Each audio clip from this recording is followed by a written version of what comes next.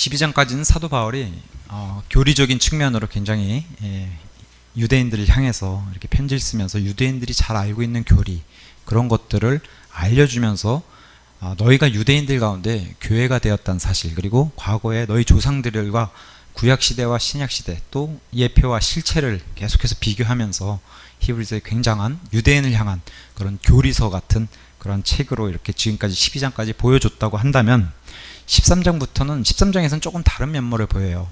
13장. 그래서 13장에서는 유대인으로 쓴 편지, 마치 이게 지금 히브리 말을 쓰는 유대인들이 받는 편지니까 13장에서는 또 어떤 면모를 보이냐면은 약간 잠언서 같은 느낌, 그리고 야고보서 같은 느낌, 그런 느낌을 좀 보여줍니다.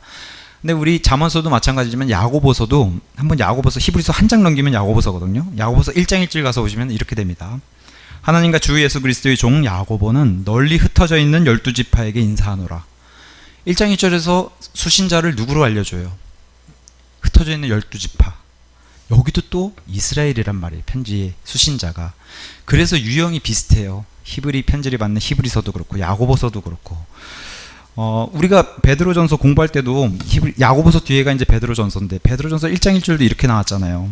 예수 그리스도의 사도 베드로는 본도와 갈라디아와 갑바도기아와 아시아와 비두니아에 두루 흩어진 나그네들에게 편지한다. 그래서 베드로도 그 1차 수신자가 교회는 교회인데 유대인들 가운데서 교회가 된 자들에게 먼저 편지 썼어요. 흩어져 있는 나그네들. 그래서 이런 유형의 편지 유형이 좀 비슷한 면모를 가지고 있습니다. 요한 3서 6절에 가서 보시면은 이렇게 이제 편지 썼습니다. 요한도 5절부터 읽을게요. 사랑하는 자여, 내가 형제들에게나 낯선 자들에게나 무엇을 행하든지 신실하게 행하는도다. 그들이 교회 앞에서 너의 사랑을 증언하였느니라. 너가 하나님 뜻에 합당한 방법대로 그들의 여행을 후원하면 그것은 좋은 일이 되리로다. 자, 여기 여행하는 사람들이 단순히 그냥 관광 다니는 그런 여행을 얘기하는 게 아니라 지금 하나님의 말씀을 가지고서 선교 여행을 얘기하는 거예요. 그래서 그들을 후원하는 게 굉장히 잘한 일이라고 요한 3서에 여기 보면은 편지 수신자에게 이렇게 알려주고 있습니다. 자, 왜 이 얘기를 하느냐? 13장 1절에 이렇게 시작합니다. 형제 사랑을 지속하고 나그네 대접하기를 잊지 말라. 그리함으로써 어떤 자들이 알지 못하는 가운데 천사들을 대접하였느니라. 결박되어 있는 자들을 기억하되 그들과 함께 결박된 신정으로 기억하고 너희 자신도 몸 안에 있으므로 역경당한 자들을 기억하라. 자, 1절, 2절, 3절에서 형제 사랑을 강조하면서 여기 편지 수신자 유대인들, 흩어진 나그네들 같은 이런 표현을 들어 썼어요. 형제 사랑을 먼저 지속해라. 먼저 너희 편지를 받는 유대인들이, 요한복음 13장에서는 예수님이 제자들의 발을 씻겨주면서 그렇게 얘기하죠. 형제끼리 사랑해야 된다. 이것은 하나님을 사랑하고 내 이웃을 너 자신과 같이 사랑하라고 하는 이 첫째, 둘째 명령과 또 다른 중요한 명령을 교회에게 주신 게 바로 요한복음 13장이에요. 너희가 서로 사랑해라. 그리해야지만 세상 사람들도 너희를 나의 제자, 그리스도인이라고 알 것이다. 이게 바로 예수님이 교회에다가 주신 특별한 명령인데, 그런 것처럼 여기도 동일하게 형제 사랑을 지속해야 한다. 자, 고린도전서 12장에 가서 보시면 이 형제 사랑에 대해서 12장 26절에도 이렇게 얘기합니다. 우리가 다 구원받아서 예수님 몸된 교회 안에 있으니까 예수 그리스도 안에는 우리가 지체들로 존재한다는 거예요. 교회는 이러한, 또 지역교회 안에 구원받은 사람들의 구성원도 마찬가지고요. 구원받은 모든, 전체적으로 기독교라는 이름 하에 구원받은 기독교라는 이름 하에도 그렇고, 교회의 특징은 이런 거라고 얘기합니다. 12장 26절 고린도전서, 한 지체가 고통받으면 모든 지체가 그것과 함께 고통을 받고, 우리가 사람이고 살아있는 유기체고 그런 조직이라는 거예요. 우리가 예수 그리스도 안에서 그러기 때문에 우리가 어떤 사람이 잘못을 저지르면 그 잘못으로 인해 우리도 같이 아파하고, 어떤 사람이 아픔을 당하거나 안 좋은 일을 당하면 우리 자신도 마치 이게 새끼손가락을 깨물거나 아니면 발가락이 다쳐도 온몸이 아픈 거랑 또 동일한 것처럼 지금 예수 그리스도 안에 살아있는 유기체인 신약성도 교회라고 하는 조직은 이러한 조직이라고 얘기하는 겁니다. 한 지체가 존귀를 얻으면 모든 지체가 그것과 함께 기뻐하느니라. 이게 바로 너희는 그리스도의 몸이요, 개별적으로는 지체들이고 우리는 예수 그리스도의 몸이라고 하는 전체 구성을 가지고 있는 그런 존재라고 얘기하는 겁니다. 그래서 로마서 12장 15절에서도 이렇게 얘기합니다. 교회는 이래야 된다는 거예요. 형제끼리는. 지금 형제 사랑을 얘기하면서 기뻐하는 자들과 기뻐하고 함께 기뻐하고 슬피 우는 자들과 함께 슬피 울라. 이게 바로 교회 지체들을 향한 너희의 자세고 너희의 행실이 이래야 하고 구원받은 사람끼리는 이래야 된다는 거예요. 정말 구원을 받았다고 입술로는 얘기하는데 옆에 있는 형제나 자매의 일들에 무관심하고, 사실은 우리가 기쁜 일에는 같이 나누는 걸 모르겠어요. 대한민국이란 민족의 특수성 때문에 그런가? 우리는 속담에도 사촌이 땅을 사면 배가 아파한다는 속담이 있잖아요. 사실 유대인의 속담에는 이것과 정반대의 속담이 있어요. 사촌이 땅을 사면은 오히려 기뻐하는 속담이 있습니다. 왜냐? 그 사촌 때문에 나도 덕을 본다는 거예요. 나도 덕을 보고. 근데 우리나라 속담에는 반대로 사촌이 땅 사면 배가 아프다는 속담이 있어요. 근데 지체들은 이래서는 안 되는 거예요. 근데 남이 잘 되는 건 못 봐도 아픔은 같이 나눌 수 있어야 된다는 거예요. 그래서 왜 결혼식엔 못 가더라도 장례식엔 꼭 가라, 이런 얘기가 있잖아요. 그런 것처럼 형제 사랑에서는 이것을 꼭 너희가 해야 된다. 그러면서 너희 역시도 나그네고, 지금 성도, 특히 신약교회 교회 가운데 가장 핍박을 받는 민족이나 그 부류를 얘기하라고 하면 유대인 교회 성도들이에요. 유대인 신약 성도. 왜냐하면 이방인 성도보다 유대인은 동족인 유대인으로부터, 또 믿지 않는 이방인으로부터, 그러니까 로마 제국의 핍박도 가장 많이 받으면서도 동족인 유대인으로부터는 아주, 뭐 지금도 저 팔레스타인 땅의 유대인들은 기독교를 믿는다고 한다던가 아니면 나는 크리스찬이라고 고백하는 순간 테러가 일어나잖아요. 옆집에 있는 정말 친한 사람이 그렇게 친했어도 이 사람이 기독교로 돌아선 순간 배교자라고 찍고 테러를 일으키는 그러한 것을 2000년 전이나 이 히브리 편지를 받을 그 당시에도 동일했다는 얘기를 하는 겁니다. 그러면서 지금 히브리서도 그렇지만 베드로전서 1장 1절, 야고보서 1장 1절 지금 흩어져 있다는 걸 강조해요. 유대인들이 이렇게 이미 바빌론 포로 시대부터 계속해서 흩어져서 다른 나라에서 종속돼서 아니면 이렇게 나그네로 사는 이런 사람, 너희의 신분을 얘기하면서 그렇기 때문에 너희 역시도 나그네 대접하는 것을 잊지 말아라. 너희도 지금 나그네 그런 생활과 동일한 생활을 하기 때문에. 그러면서 중요한 얘기를 하죠. 우리의 조상 아브라함도 이 나그네를 대접하다가 알지 못하는 가운데 천사를 대접하지 않았냐. 이 사람들이 보통의 사람들이 아니라 대접해 보니까 그 중에 하나님도 계셨다고 하는 사실을 우리는 그 이후에 알게 됐고, 기록을 알게 됐으니까 뭐 아브라함도 그랬어요. 심지어 롯, 소돔성에서 살던 그 소돔성을 벗어나지 못하고 자기 육신에 따라서 구원받은 사람임에도 참 괴로워하는 나날 가운데 살았던 롯조차도 자기에게 온 그 2명의 천사, 그 천사를 극진히 대접했어요. 심지어 자기 딸까지 내주면서 그 천사들을 극진히 대접했던 이런 것들을 기억하고, 그러면 우리가 나그네 대접하기를 잊지 말아라.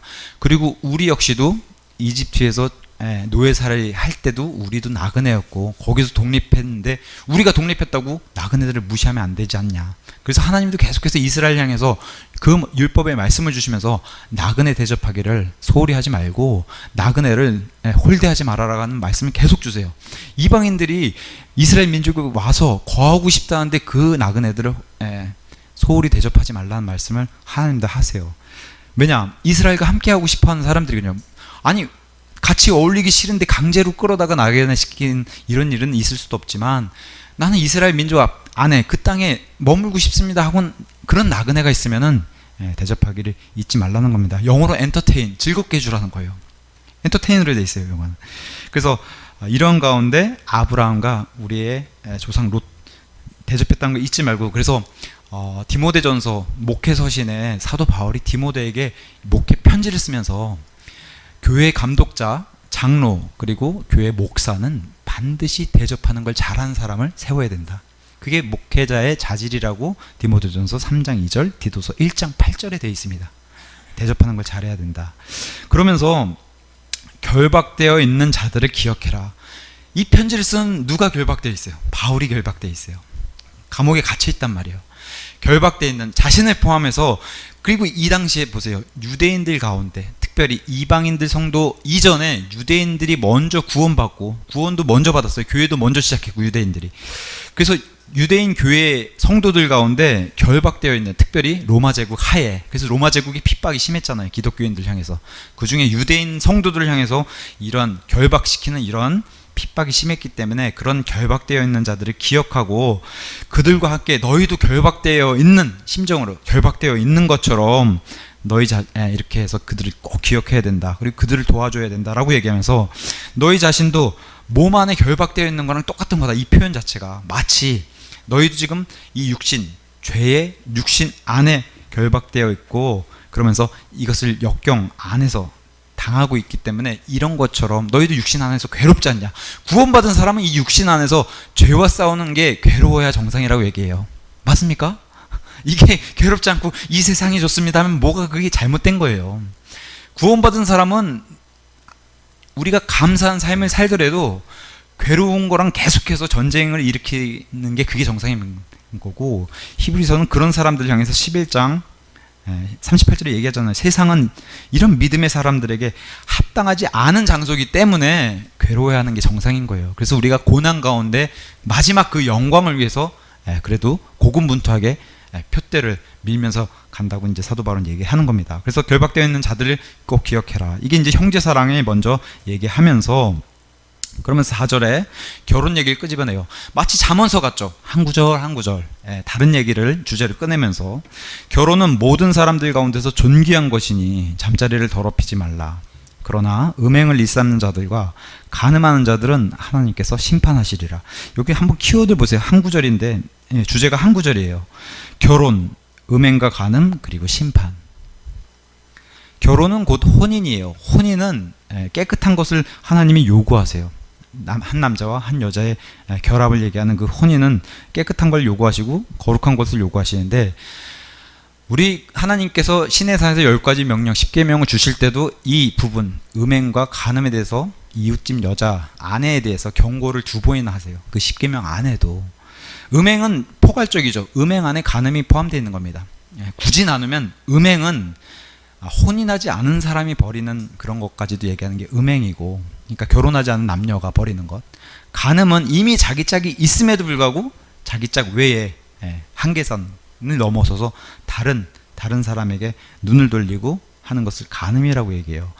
그래서 다른 죄들보다도 훨씬 엄하게 심판하시겠다는 게 바로 이 히브리서 13장 4절 말씀입니다. 그래서 음행과 간음에 대해서는 하나님이 그리스도 심판서가 안에서, 지금 이 얘기를 믿지 않는 사람들은 너무 당연하게, 뭐 요새 같은 때는 뭐 원나잇이라든가 아니면 사랑이란 포장하에, 아니면 뭐 썸이라고 하는 그런 단어 아래 너무 많은 그런 것들 행하고 있는 게 이방인들의, 믿지 않는 사람들의 그런 뭐랄까요, 열매라고 우리가 볼 수 있는데, 지금 이 편지를 받는 사람들은 성도들이에요. 더군다나 유대인 율법 아래서 구원받은 교회란 말이에요. 유대인들 출신이고, 이런 사람들에게 편지 썼다고 한다면 그런 사람 안에도 지금 음행과 간음이 있다는 거예요. 12장에서도 경고를 했던 게 바로 이 음행과 간음이었어요.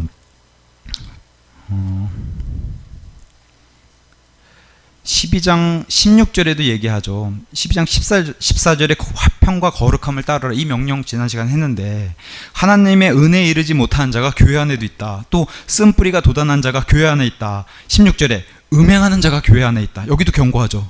그 다음에 에서와 같이 육신된 속된 자가 교회 안에 있다. 여기도 음행하는 자를 경고를 했어요.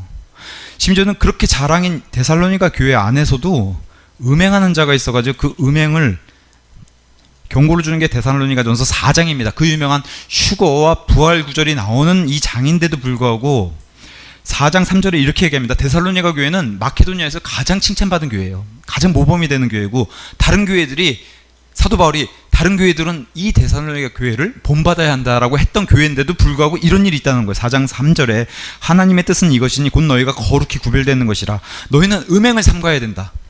이렇게 칭찬받은 교회인데도 그 안에 성도들이 음행을 했다는 거예요. 총각들이 결혼을 안 하고 신전에 가서 그 여자 사제들, 우리가 봤을 땐 이방인 신분에서 시선에서는 창녀인데 그 당시 문화에서는 그런 창녀들과 몸을 섞는 게 바로 이방신에게 드리는 예배였어요. 2000년 전에는. 그런 것들이 이제 사도 바울은 금지했어요. 이건 이방인들이나 이교도들이 하는 거지 더 이상 그리스도인은 이걸 하면 안 된다.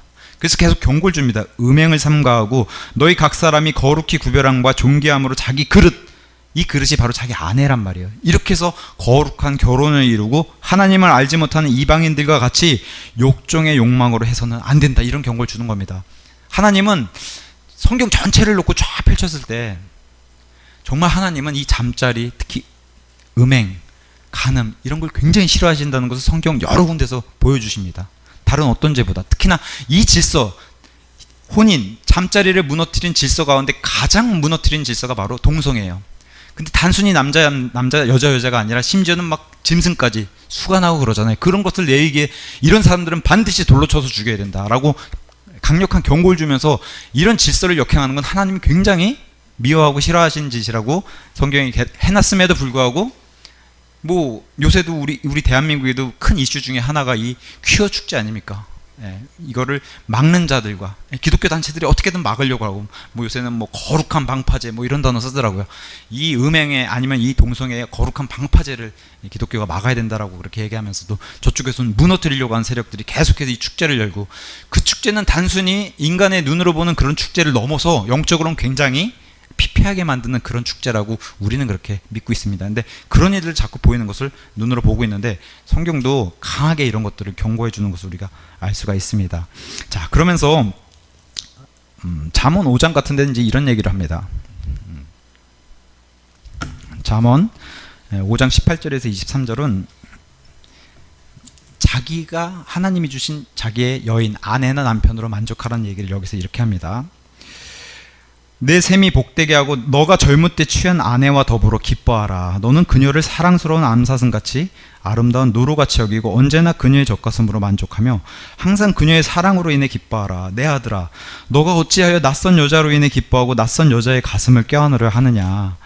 사람의 길들은 주의 눈앞에 있나니 그분께서 그가 가는 모든 길을 곰곰이 살피시느니라. 사악한 자는 스스로 자기 불법들에 걸리며 자기 죄들의 줄에 매일이니 그는 훈계가 없으므로 죽을 것이요 자신의 큰 어리석음을 인해 길을 잃으리라.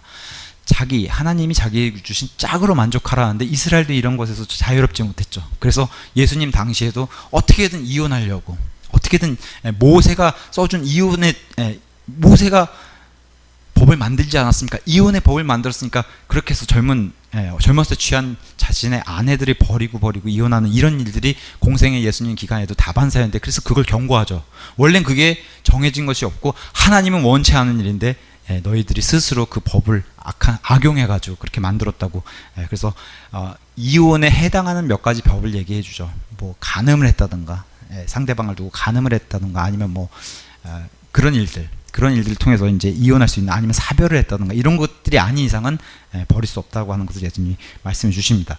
자, 그러면서 말세에는 근데 여기 보면 결혼은 하나님이 원하는 것이라고 얘기를 해요. 그래서 우리 뭐 감독, 장로 아니면 목회자의 자격은 반드시 결혼한 한 아내의 남편을 세워야 되는 게 그게 명령입니다. 그게 하나님의 법이고 집사도 마찬가지죠. 한 아내의 남편을 세우라고 얘기를 해요. 그러니까 반드시 결혼한 사람을 그 결혼을 통해서 하나님이 사람을 세워야 된다고 얘기하는데 말세가 되면은 결혼을 금지하는 이런 마귀들의 교리가 흉행한다고 그렇게 성경은 얘기합니다.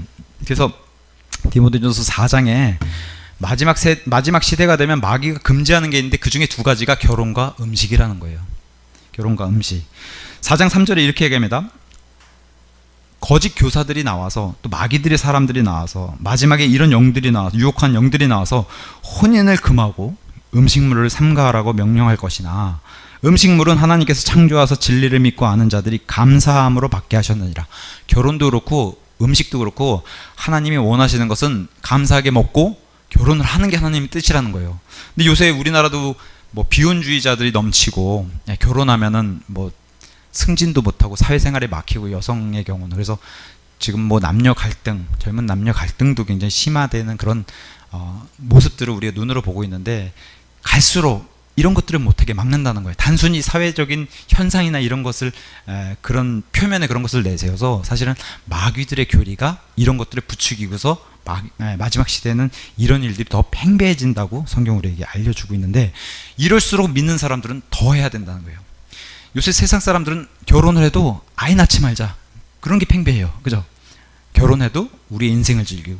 근데 믿는 사람들은 왜요? 결혼하면은 하나님이 원하시는 대로 최선을 다해서 애를 낳자. 이게 그러니까 세상하고는 딴판인 거예요.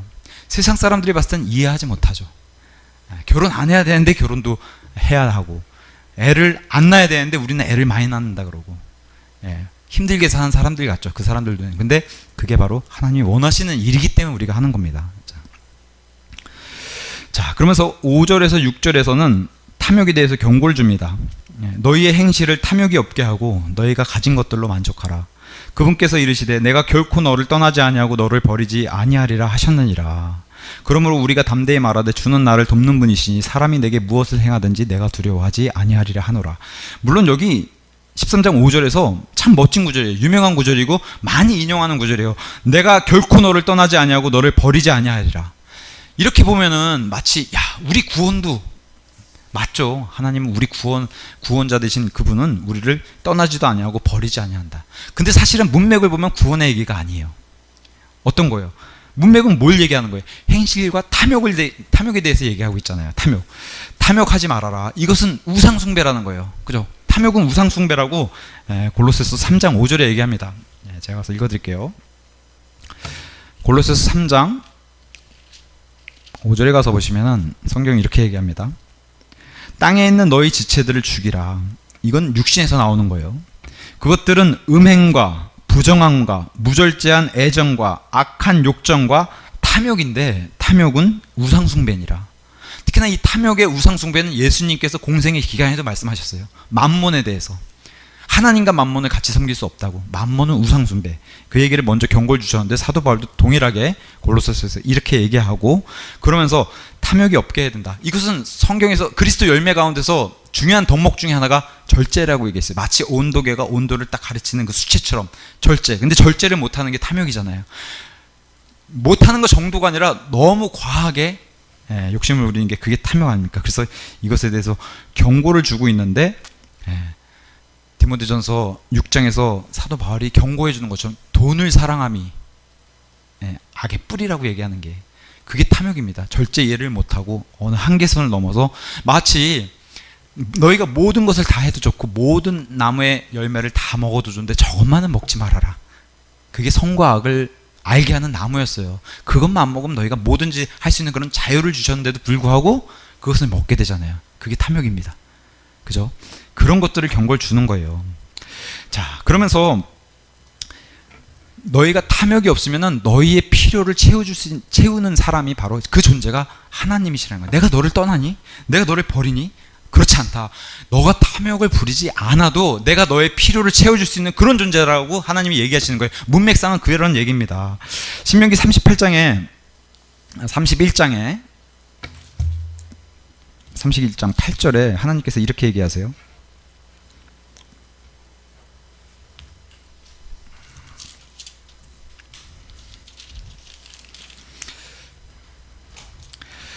주 그분은 너보다, 여기 너가 이스라엘이에요. 너보다 앞서가시는 분이시니라. 그분께서 너와 함께 하사 너를 떠나지 아니하시고 너를 버리지 아니하시리니 두려워하지 말라 놀라지 말라 하니라.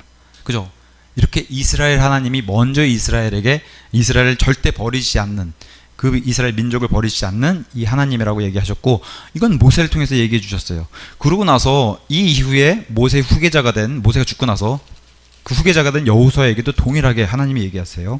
1장 5절에 너 평생에, 이건 여호수아에게 얘기하시는 거예요. 너 평생에 아무도 너의 앞에 설 수 없으리니 내가 모세와 함께 하던 것 같이 너와 함께 하리라. 내가 너를 떠나지 아니하며 너를 버리지 아니하리니 마음을 강하게 하고 크게 용기를 내라. 내가 이 백성의 조상들에게 맹세하여 그들에게 주겠다고 한 가나안 땅을 너가 이 백성에게 상속재산으로 나눠 주리라. 그렇게 해서 여호수아를 구원의 대장으로 세운 게 바로 하나님이시라고 얘기하면서 9절에도 동일하게 얘기합니다. 내가 너에게 명령하지 아니하였느냐. 마음을 강하게 하고 크게 용기를 내라. 두려워하지 말며 너는 놀라지 말라. 너가 어디로 가든지 주 너의 하나님이 너와 함께 하느니라 하시니라. 이 동일한 이스라엘에 또 여호수아에게 나타나서 하신 말씀에 이 하나님께서 저와 여러분이 섬기는 그 동일한 하나님이세요. 맞습니까? 그 하나님께서 지금 걱정 소리 섞인, 우려 섞인 말씀과 함께 주시는 거예요. 탐욕하지 말아라. 절제해야 된다. 그리스도인들은 절제해야 된다. 탐욕을 하게 되면은, 너가 절제를 하게 되면 너의 필요를 내가 채워줄게.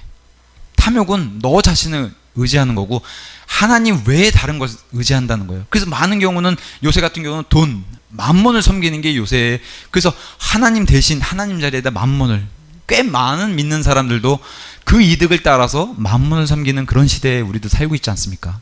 그리고 공생의 기간에 이미 예수님께서 이러한 시대를 내다보시고 만몬을 섬기는 그 우상숭배는 같이 섬길 수 없다라고 말씀을 주셨는데, 그런 시대가 우리에게 펼쳐진 그런 시대 아닙니까? 믿는 사람들도 특히나 번영주의, 하나님 믿으면 모든 게 잘 된다, 복 받는다, 이렇게 믿는 그런 교리를 가지고 있는 교회들은 더하죠. 그런 하나님의 이득이, 내가 잘 살고 건강한 게 하나님 믿어서 이렇게 된 거라고. 근데 성경은 뭐라고 얘기해요? 그렇지 않다라고 얘기하잖아요. 그래서 많은, 사실 신약 성도 가운데 부자 이런 사람들 꼽으라면 정말 몇 안 돼요. 많은 사도들, 특히나 대표적인 사도 바울이 어떤 부유함을 누리고 살았겠어요? 어떤 건강함을 누리고 살았어요? 그럼에도 불구하고 이 땅에서 고난을 다 역경들을 이기고 그 예수 그리스도의 영광을 위해서만 사는 사람, 그게 바로 그리스도인이라고 알려주는 거예요. 물론 돈 많은 게 죄는 아닙니다. 그 돈을 어떻게 올바로 쓰느냐가 중요한 거예요. 근데 대부분 돈이 많이 생기면은 이런 탐욕이 같이 온다는 게 이제 문제라고 성경 경고를 우리에게 주는 겁니다. 그래서 이런 탐욕, 예수님은 얘기하시죠. 마태복음 27장에 이것과 대조적으로 마태복음 27장 46절에 이렇게 얘기하십니다. 심지어 하나님께서는 자기 아들도 내어주셨어요. 너희가 탐욕을 부리지 마라. 내가 너희의 필요를 다 채워주는, 심지어는 내 아들까지도, 너희를 위해서 내가 내 아들까지 내어주고 관계를 끊었다. 삼위일체 관계를. 그 얘기가 마태복음 27장 46절에 십자가에서 예수님이 외치는 이 장면입니다. 9시쯤에 예수님께서 큰 소리로 외쳐 이르시되 엘리 엘리 라마 사박다니 하시니 그것은 곧 나의 하나님이여 나의 하나님이여 어찌하여 나를 버리셨나이까 하고 진짜 버리신 거예요. 아버지께서 아들을. 근데 이렇게 버리신 이유가 저와 여러분 입장에서는 너무 감사하고 하나님께 영광을 돌려야 돼요. 왜냐? 저와 여러분 때문에 자기 아들 하나님을 버리셨기 때문에. 그죠? 하나님께서 아들을 버리시고 삼위일체 관계를 끊으신 이유가 저와 여러분 때문에 그렇게 하셨다는 거예요. 그러니 내가 너희의 이런 구원의 필요성 때문에 내가 아들까지도 버려가면서 너희의 구원을 위해서 아들을 버렸다고 한다면 너희가 탐욕을 부리지 말아야 된다. 너희 필요는 내게 맡겨라. 내가 채워줄게. 내가 너를 결코 떠나지 아니하고 버리지 아니할 테니 너희의 필요를 나에게 맡겨라. 이겁니다. 과거 이스라엘 광야에서 하나님께 모든 걸 맡겼던 것처럼 그것을 성경은 얘기합니다. 그러므로 우리가 담대히 말하되 주는 나를 돕는 분이시니, 이런 고백을 하나님이 원하신다는 거예요. 사람이 내게 무엇을 행하든지 내가 두려워하지 아니하리냐. 오직 두려워하실 분은 하나님밖에 없다라고 이 기자가 얘기했던 것처럼 저와 여러분에게도 그걸 동일하게 요구하시는 거예요. 근데 참 요새 돌아가는 이런 모습들을 봤을 때 특히나 믿지 않는 사람 얘기가 아니라 믿는 사람들 안에서 하나님의 일을 한다는 사람들이 더 탐욕을 부리는 모습도 우리가 본다는 게, 그게 참 슬픈 일이에요. 비참한 일이고, 하나님의 일을 한다고 하는 그 사람들 이면에 그걸로 인해서 많은 부를 차지하고 이런 모습을 우리가 봅니다. 하나님의 일을 한다고 하면서 너무 도가 지나친 그런 부를 취하는 모습을 보면서 참 이게 올바른, 정말 사도 바울이 이것을 지켜보고 있었다면 과연 가만히 있었겠는가, 좀 그런 생각을 합니다. 자, 탐욕, 이게 믿는 사람들 안에서 안 생기는 게 아니라, 그리고 목회자라고 해서 안 생기는 게 아닙니다. 그래서 문제인 거예요. 우리가 알고 있는 많은 목회자들이 이 탐욕에 걸려서 넘어진 사람들이 너무 많아요. 나는 여자는 깨끗합니다. 이런 사람들도 어디 걸려요? 탐욕에 걸린 사람들이 많아요. 그런 것들을 우리가 참 눈으로 보면서 뭐랄까요? 교회와 이 신약 시대의 그 신약 교회를 추구하는 그런 입장으로서 너무 좀 비참함을 느낍니다. 예수 그리스도의 몸된 지체. 아까 한 지체가 잘못을 하면 같이 아프고, 그게 바로 진짜 구원받은 사람의 특징이잖아요. 근데 아픈 거예요. 대한민국의 기독교를 보던가 아니면 뭐 범회를 좁혀서 독립침례교회 안에 모습도 보면 그 현주소가 너무 아픈 거예요. 이게 성경대로 믿는다고 한 사람들이 어떻게 열매가 저럴 수 있을까? 그런 것을 보면서 아픈 겁니다. 거긴 탐욕이 없을까요? 안 그래요. 네. 밖에 있는 교회와 마찬가지로 그런 탐욕들의 모습들을 보면서 너무 마음이 아프다, 좀 그런 생각을 가집니다. 자, 그러면서 7절에서 8절 목사와 성도의 관계에 대해서 이렇게 얘기를 합니다. 이게 주제가 계속해서 바뀌죠. 마치 잠언서처럼. 야고보서가 이런 식의 구조를 가지고 있고, 그래서 히브리 사람들의 특징을 또 여기서 얘기해 줍니다. 7절과 8절. 하나님의 말씀을 너희에게 말해주고 너희를 다스린 자들을 기억하며 그들의 행실의 결말을 깊이 살펴보고 그들의 믿음을 따르라. 예수 그리스도는 어제나 오늘이나 영원토록 동일하시느니라. 참 이걸 보면서 지금 7절과 8절의 목사와 성도의 관계를 얘기했는데, 그 유명한 예수 그리스도는 어제나 오늘이나 영원토록 동일하시니라.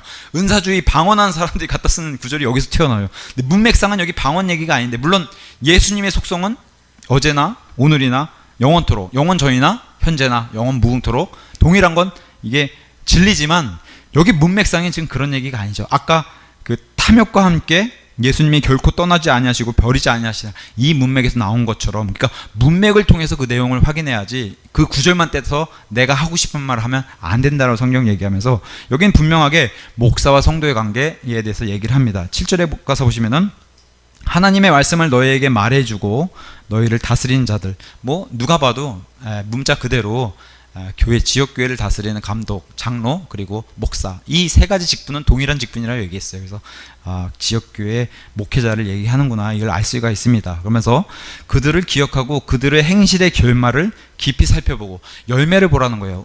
우리는 사람들의 마음속을 알 수가 없기 때문에 그 사람이 내는 열매, 행실, 행위를 보고서 그 사람을 판단하라고 예수님은 나무의 열매를 메고 그 사람을 판단해봐라. 이게 바로 그 사람을 판단해 볼 수 있는 분별력이라고 예수님이 알려주신 거예요. 그래서 행실의 결말을, 그래서 잘 하다가 많은 이단의 뜻 자체가 그렇잖아요. 처음엔 같이 출발해요. 그러다가 끝에 가니까 결승전에서 쭉 갈라지는 게 이단이잖아요. 그래서 끝이 다르구나. 시작은 같아요.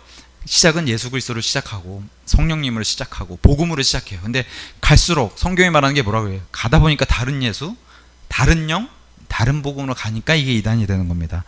그런 사람들을 그들의 열매로 잘 판단해서 조심하고, 저 같은 경우는 참 이런 말씀 보면서 저도 찔리죠. 행실의 결말. 그래서 하나님을 두려워하는 마음이 제가 크면 클수록 이 행실의 결말이 좋을 것이고, 제가 하나님을 덜 두려워하거나 아니면 두려워하지 않는다면 이 행실의 결말은 비참할 것입니다. 맞죠? 근데 우리가 인생에서 겪어본 많은 그런 인생의 뭐 믿음의 선배들이나 아니면 목회자들을 봤을 때 그 결말이 좋은 분도 있고 나쁜 분도 있는 것은 우리가 다 겪어보고 있고 겪어봤습니다. 그래서 그런 걸 봤을 때 정말 하나님을 두려워하는 사람인가 아닌가는 그 행실의 결말을 통해서 우리가 알 수가 있다. 그러면서 그것이 좋은 일이고 본이 될 만한 일이면은 그들의 믿음을 따르라는 겁니다. 일단 저한테도 굉장히 도전이 되고 찔림이 되는 그런 말씀이고, 그래서 사도 바울은 항상 선교 여행을 다니면서 전 세계로 다녔을 때 가서 하나님의 말씀을 선포하고 구원받고 가장 먼저 한 게 뭐예요? 사람을 세웠어요. 목회자를 세우고 집사들 세우고. 그래서 디도서 1장 5절 같은 데서 이런 말씀을 줍니다. 1장 5절에 디도에게 내가 너를 크레타에 남겨둔 것은 부족한 것들을 너가 바로잡고 내가 너를 세운 것 같이. 그래서 디도를 사도 바울이 세웠어요. 목회자로 지역교회를 다스리라고 세운 것 같이 각 도시에 너도 장로들, 여기 장로들은 감독이에요. 장로들을 임명하게 하려는 이 이유 때문이니 하면서 장로는 이런 사람이 돼야 되고 이렇게 잘 감독해야 된다라고 얘기하는 게 지금 디도에게 얘기해 주는 겁니다. 이런 것처럼 또 빌립보서 1장 1절에 가서 보시면 사도 바울은 이렇게 얘기합니다. 빌립보 교회도 사도 바울이 세웠는데 1장 1절에 이렇게 편지를 합니다. 예수 그리스도의 종 바울과 디모데는 빌립보에 있는 모든 성도들 곧 그리스도 예수님 안에 있는 성도들과 감독들과 집사들에게 편지한다. 이 사람들을 바울이 다 세운 사람들이에요. 감독들, 장로들, 성도들, 감독들, 집사들. 그죠? 빌립보 교회는 사도 바울이 세웠고 이 지도자들 역시 사도 바울이 세웠기 때문에. 그래서 사도 바울은 이렇게 돌아다니면서 목회자도 세웠고 구원받은 사람들도 말씀 선포해서 구원도 받게 했고 지도자들도 세웠다는 것을 알 수 있습니다. 그러면서 이런 사람들을 세우는 게 자신의 그 임무였고, 그래서 교회는 우리가 이제 그 기존 교회는 이 수직 관계가 굉장히 철저합니다. 제가 요새 그런 생각을, 뭐 독립심리교회 안에도 그런 교회들이 있더라고요. 뭐 그런 교회를 제가 존중하지 않은 건 아니지만 이렇게 옛날에는 이런 강대상을 굉장히 무슨 재단이라고 해가지고 귀하게 여겼잖아요. 그리고 여기 보면은 목사가 이렇게 설교하러 올라오다가 여기서 신발을 벗고 여기 신발 신고 쓸 수 없다고 해서 신발 벗고 이렇게 사전, 마치 그 모세 앞에서 예수님 그 주의 천사가 나타나서 신을 벗으라고 거룩한 땅에 서는 것처럼 그런 거 하잖아요. 요새도 그런 교회가 있더라고요. 방문해 보니까. 근데 뭐 그런 교회를 제가 폄하하자는 게 아니라 그런 정도로 요새도 그런 독립심리교 안에도 이런 모습이 있구나 하면서, 그런 분들과 함께 예전 교회에서 우리가 뭐 목사라고 하는 그런 직분을 가진 사람은 얼마나 어려워했습니까? 그냥 그분들을 저주하면 그냥 나도 그냥 이 땅에서 막 저주를 받는 것 같고.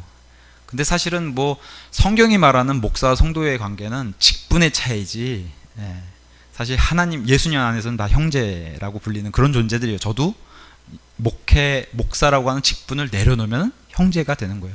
그래서 저는 이렇게 목사님들하고 교제할 때 제일 좋은 게 목사라는 호칭을 안 쓰고 서로 형제라는 호칭을 써요. 그게 가장 마음에 들어요. 왜냐면 우리는 예수님 앞에는 형제고 목사라는 직분은 그냥 내려놓으면 끝나는 거기 때문에. 그래서 이게 참 바람직하다. 근데 다만 좀 걱정되는 건 옛날엔 너무 수직관계가, 이건 뭐 쳐다도 못 보고 뭐 이렇게 뭐 마치 왕을 대하듯이 그런 자세는 원하지 않지만, 독립침례교회 안에 이와 반대로, 오히려 이와 반대로 무례한 행동들이 나오는 사람들이 있어요. 너도 형제, 나도 형제, 당신도 형제, 나도 형제인데 무슨 목사라고 어깨에 으스를 댈 필요 없이 수평관계를 너무 강조하신 분들도 계세요. 수직관계가 이거는 하나님이 원하신 관계가 아니라고 그렇게 하니까 오히려 반대로 넘어가서 수평관계, 당신도 형제고 나도 형제인데 무슨 목사라고 이런 사람들이 있어요. 그래서 이건 무례한 겁니다. 지역교회 안에도 특히나 우리 하나님은 혼란의 창시자가 아니라 화평의 창시자고 질서의 하나님이세요. 다만 교회 안에서도 이런 질서, 교회 안에서 직분의 그런 나눔이 있고 직분의 다름이 있습니다. 저는 그냥 목회하는 게 제 직분이고, 또 이 교회 안에도 또 집사로 또 세워지는 또 형제님이 계실 거고, 또 어떤 리더로 세워지는 형제님이, 이런 질서가 있는 거예요. 교회 안에도. 그런 질서를 무시하고 우리가 다 같은 형제니까 뭐 그런 것은 하나님이 원하신 질서가 아니라는 거예요. 분명히 가정 안에서도 남편과 아내의 질서가 분명히 존재하죠. 만약에 아내가 남편을 무시하고 남편을 위에 군림하려고 한다면 그것은 분명히 하나님이 원하지 않는 그런 질서가 파괴되는 그런 일이라고 성경은 얘기하고 있습니다. 이런 걸 통해서 수직관계, 너무나 과한 정도의 수직관계도 하나님은 경고를 주지만 또 그와 반대로 과한 정도의 수평관계를 유지하는, 그래서 우리는 늘 하나님의 질서는 균형이에요. 균형. 자기가 맡은 직분을 최선을 다하고 옆에 있는 형제를 나보다 높은 자로 여기는 게, 그게 예수님의 마음이에요. 맞습니까? 빌립보서에 나온 것처럼 옆에 있는 형제들을 나보다 나은 높은 존재로 여기는 게, 그게 섬기는 자세요. 내가 더 뭐 사람이 보기에 더 높은 직분을 가지고 있다고 이 사람을 하대하던가, 이것은 예수님이 그 안에 없는 거예요. 그죠? 예수님의 사랑이. 예수님은 정말 내가 내 안에 모시고 섬기고 있다면은 옆에 있는 사람을 나보다 나은 존재, 그게 바로 그리스도인의 크리스찬 리더십이 바로 그런 거예요. 섬기는 리더십이잖아요. 집사도 마찬가지고. 자, 그런 사람이 있다면 그들의 믿음을 따르라는 겁니다. 그러면서 예수님은 어제나 오늘이나 영원토록 동일하시고 그들을 세우시고 그들의 믿음에 먼저 본을 보여주신 분이 바로 예수님이시라는 거예요. 이게 바로 방언에서 나오는 그런 주장하는 그런 구절이 아닌 거 아시겠죠? 문맥에 따라서 지금 목사와 성도의 관계. 그래서 17절 같은 데 가서 보시면은 동일하게 지금 사도 바울은 히브리서 13장에 사실 뭐 제 입으로 이렇게 얘기하기가 좀 뭐랄까요, 머쓱하고 좀 그래요. 이게 목사에 관련된 얘기고 저도 이런 얘기 별로 하고 싶지 않지만 이게 하나님의 말씀이니까 그냥 가감없이 그냥 알려드리는 거예요. 13장에서는 쉽게 말해서 좋은 본을 보이는 너희의 지도자 목사가 있다면은 그들에게 잘하라는 겁니다. 그들을 잘 따르라. 이게 하나님의 질서라는 겁니다. 그래서 7절, 17절, 24절 너희를 다스리는 자들에게 17절 한번 보세요. 너희를 다스리는 자들에게 순종하고 복종하라. 뭐 엄청나죠. 순종. 너희 마음까지도 그들에게 낮추고 복종하기 싫어도 너희 그러니까 굽히는. 그래서 그들은 마치 자기들이 회개보고 해야 할 자들인 것 같이 너희 혼을 위해 깨어있나니 그들이 기쁨으로 그 일을 하게 하고 근심으로 하게 하지 말라. 그것은 너희에게 유익을 주지 못하느니라 하면서 그들의 필요를, 사실은 지옥교회는 성도들이 자기네 지도자들의 필요를 채워주고, 그러면서 지도자는 영적 지도자는 또 말씀과 양육으로 또 성도들을 채워주고, 이런 것들이 서로 공생하게 되는 그런 모습을 보여주면서 24절에 동일하게 얘기합니다. 너희를 다스리는 모든 자들과 모든 성도들에게 문안하라. 특별히 너희를 다스리는 모든 자들에게 문안하라. 그들을 필요를 채우고 그들을 돌아보라고, 이 말을 히브리서 13장에 3번이나 강조를 해요. 성경에서 반복된 강조는 뭐예요? 중요하다는 겁니다. 뭐 그렇다고 저에게 좀 잘해주세요 이렇게 얘기하는 게 아니에요. 성경 말씀 이렇게 얘기하고, 심지어는 데살로니가 전서 5장에서도 이 동일한 얘기를 합니다. 5장 12절에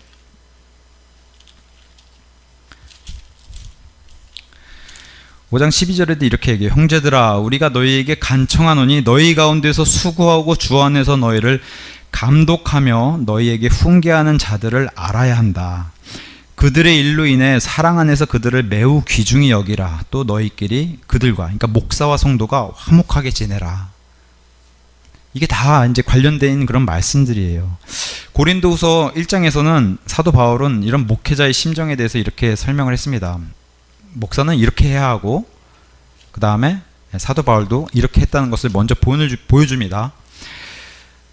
고린도서 1장 14절입니다. 주 예수님 날에, 예수님 공중 강림하시는 교회의 가장 기쁜 날입니다. 주 예수님 날에 너희가 성도들이 우리 목회자의 기쁨이 되는 것 같이 우리도 사도 바울과 함께 목회자도 너희의 기쁨이 되는 것이라. 이게 목사와 성도 간의 건강한 관계라는 거예요.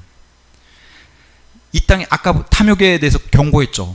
만약에 제가 탐욕을 부리고 하나님의 일을 하면서 만약에 뒤로는 하나님의 일을 통해서 부를 축적한다든가, 이것은 하나님께 엄벌, 심판받을 것이지만, 진정한 목회자는 그날의 기쁨을 위해서 섬긴다는 거예요. 성도를 섬기고 성도도 목사를 섬기는 게, 이게 가장 이상적인 교회의 모습이라는 거예요. 사도 바울은 그 일을 이렇게 했다는 겁니다. 그러면서 24절에 이렇게 또 다시 한번 얘기합니다. 우리는, 목사는 너희 믿음을, 성도의 믿음을 지배하려 하지 아니하고 다만 너희의 기쁨을 돕는 자가 되려 하나니, 이는 너희 스스로 한 사람 각 사람이 믿음으로 서야 하기 때문인데, 어디에? 예수님 앞에 한 사람 한 사람이 서야 하기 때문이고, 저 역시도 예수님 앞에 가서 이 한 사람 한 사람 서게 되는 그것 때문에 예수님 앞에 가서 회개보고 해야 되기 때문에, 제게 맡겨진 그런 성도들, 양들이 있으면은 이 사람들을 다 예수님 앞에 한 사람 한 사람 서게 하는 연습을 시키는 거예요. 그게 진정한 목회자의 마음 자세고, 그게 진정한 목회자의 목적이 되어야 한다고 성경은 얘기하는 겁니다. 기쁨을 돕는 자, 가장 큰 목적이라는 거예요. 구원받은 성도들의 기쁨을 돕는 자가 바로 목사라는 거예요. 그 얘기를 지금 사도 바울이 하는 겁니다. 그러면서 디모데전서 5장에서는 마지막으로, 뭐 목회자 관련돼서 얘기 나오면 늘 얘기 나오는 그런 구절입니다. 17절, 5장 17절에 잘 다스리는 장로들을 존경해야 하는데, 이런 사람은 2배나 더 존경하라는 거예요. 특별히 말씀과 교리로 수고한 자들은 2배로 존경하라. 그렇게 여기라는 거예요.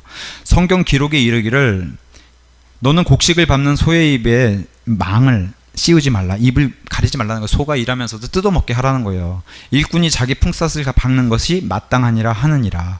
이러면서 말씀을 전하는, 말씀과 교리로 수고한 자들에게, 여기 지금 곡식이 소가 곡식 뜯어먹는 얘기를 통해서 사실 무슨 얘기를 하는 거예요? 품삯에 대해서 얘기를 하는 거예요. 그래서 목회자에게 이런 것들을 걱정스럽지 않게, 사실 저도 마찬가지죠. 인간인지라, 사람인지라 재정에 이렇게 영향을 받고 걱정이 생기면은 사실은 말씀을 연구하는 것보다 나가서 돈 버는 일에 더 급급한 게 사실이에요. 그게 현실이고, 그렇잖아요. 그러니까 뭐 사실 재정이 뭐 좀 이렇게 어렵다든가 아니면 좀 궁핍함이 온다 그러면 나가서 일을 해야죠. 저도 그러다 보면 말씀을 연구하거나 성경 볼 시간이 줄어들면 결국에 돌아오는 것은 영적으로도 음식이 풍족하고 요리를 잘해서 내놔야 하는데 그게 좀 부실해진다는 거죠. 그게 바로 좀 근심하게 되는 일을 통해서 이게 악순환이 된다는 것을 성경이 얘기하는 겁니다.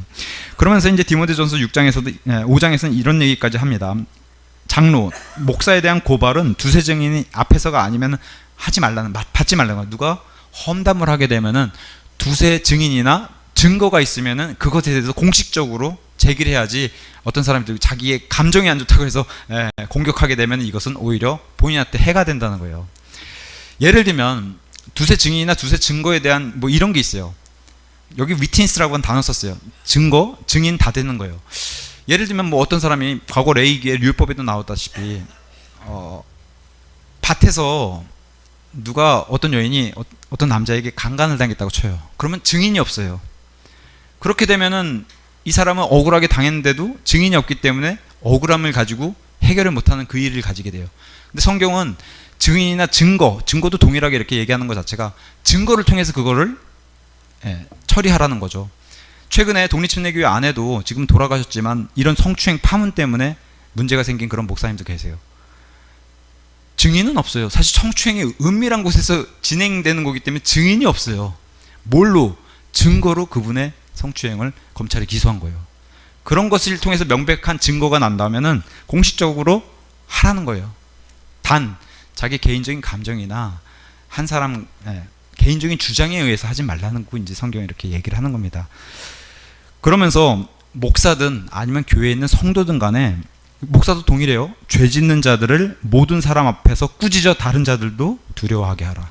저도 예외가 없고 여기 계신 분들도 예외가 없는 거예요. 죄 짓는 자들은 모든 사람 앞에서 꾸짖어 다른 자들도 두려워하게 하라. 이 말씀을 이제 주시는 겁니다. 이게 바로 목사 성도와 간의 건강한 그런 관계라고 이제 얘기를 하는 겁니다.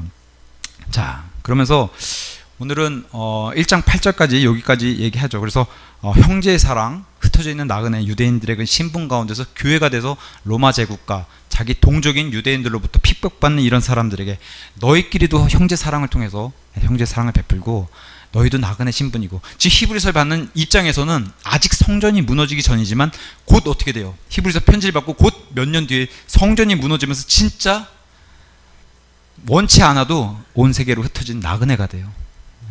그때 히브리서 편지를 받는 심정은 어떨까요? 나그네가 된 그런 사람들에게 아마 더 뼈저리게 이제 나그네 심정을 느낄 겁니다. 네, 그러면서 나그네 대접하기를 잊지 말라. 이 얘기를 하면서 결박되어 있는 사도 바울과 같은, 아니면 핍박당하는 그런 성도들을 꼭 기억하고 역경당하는 자들을 꼭 기억해라. 이 얘기하면서 결혼, 하나님은 혼인, 이것을 가장 귀하게 여기시는데 음행과 간음은 정말 하나님이 미워하시고 하나님은 반드시, 성도라고 예외도 없는 거예요. 성도라고 반드시 심판하신다, 이것은. 그리고 음행과 간음은 다른 죄는 몸 밖에 지는데 몸 안에 진다는 거예요. 음행과 간음에 대한 죄는. 이건 무슨 얘기냐? 하나님 보시기에 엄중한 죄라는 거예요. 음행과 간음 자체가 하나님이 그 정도로 싫어하신다는 거예요. 이것은 반드시 구원받은 교회도 그리스도 심판석 앞에서 반드시 엄벌에 쳐야 될 그런 징계이기 때문에, 이건 보상의 손실이 어마어마하다는 거기 때문에 조심해야 된다는 거예요. 요새 믿는 사람들 가운데서 이런 거 조심해야 되는 게, 법적으로 사람들이 인정하는 결혼하는 게 그게 하나님이 원하시는 거예요. 근데 그렇지 않고 세상 사람들과 동일하게 결혼 비슷하게, 요새 뭐 소위 말해 동거라고 얘기하죠. 그런 거 그리스도인들이 하면 안 되는 거예요. 그거는 본인들은 사랑일지 몰라도 하나님 보시기에 그건 음행입니다. 음행. 근데 그런 것을 세상 사람들과 똑같이 사랑으로 포장해서 이렇게 포장을 하려니까 문제가 되는 겁니다. 그런 일은 하지 말라고 성경이 금하고 있으면서, 또 너희 행실을 탐욕이 없게, 돈도 마찬가지고요, 또 음행도 마찬가지죠. 탐욕이란 것에 걸리게 되는 이런 것. 그러니까 뭐 늘 얘기하잖아요. 목사도 가장 조심해야 되는 거 두 개가 돈하고 여자. 이게 가장 문제가 되는 것인데 그런 것들이 바로 탐욕에 없게 하라. 너희가 필요가 있으면 그건 내가 채워준다. 결코 너를 떠나지 아니하고 너를 버리지 아니하리라. 그러면서 그분은 주는 나를 돕는 분이시니 그분이 나를 도와주실 줄 믿습니다. 이렇게 믿음으로 나아가라는 겁니다. 그러면서 목사와 성도의 건강한 관계는 목사는 성도들의 기쁨을 돕는 자고 그날에 성도들도 목사를 섬기고 목사도 성도를 섬겨서 그날에 우리의 기쁨이 이루어지는 그 영광의 날에 서로 기뻐하는 환희의 날이 될 수 있도록 서로가 이런 존중하는 그런 관계가 되면 그게 가장 성경이 말하는 이상적인 지역교회 안의 관계라고 얘기를 하는 겁니다. 그러면서 말씀으로 다스리는 자들, 영적 그런 말씀으로 다스리는 자들을 꼭 기억하고 그들의 본이 되는 행실을 보았다면 그들의 믿음을 따르라. 사실 이런 말씀이 저한테는 가장 찔려요. 제 아내도 마찬가지일 겁니다. 뭐 사실 제대로 된 그런 본보기를 보여주지 못하는데도 이런 말씀으로 본보기가 돼야 된다는 그런 중압감이 있기 때문에 하나님의 말씀이 참 두렵구나. 이런 말씀으로 만약에 저에게도 그런 안 좋은 모습이 나타난다면은 알려주세요. 알려주셔야 고칠 수 있는 겁니다. 안 고치고 그냥 넘어가기 시작하면은 그게 쌓여서 부패가 되고 썩는 거예요. 그래서 고인물이 썩는 겁니다. 그래서 목사와 성도의 관계는 서로의 기쁨을 돕는 이런 관계가 된다. 이게 건강한 교회라고 얘기하면서 자, 우리 예수 그리스도는 아름다운 이름이죠. 오늘 오전 설교 말씀에도 그리스도라 불리우는 예수님. 그 예수 그리스도 우리에게 주신 얼마나 아름다운 이름과 호칭입니까? 예수님은 어제나 영원 전부터 아니면 오늘이나 영원 무궁토록 앞으로도 동일하신 이분의 속성은 은혜, 긍휼, 그죠? 사랑, 거룩함 이런 게 변하지 않는 분이시라는 거예요. 그래서 사람은 함부로 하나님과 약속을 못한다는 겁니다. 그리고 하나님도 사람의 속성을 잘 알기 때문에 사람하고는 함부로 약속 안 하세요. 심지어 아브라함이라도 혼자 하시는 거예요. 언약은 하나님 혼자 지키시는 겁니다. 묵묵하게 신실하게. 자, 오늘 여기까지 하고 다음 시간에 9절부터 끝까지 이제 살피고 히브리서를 마치도록 하겠습니다.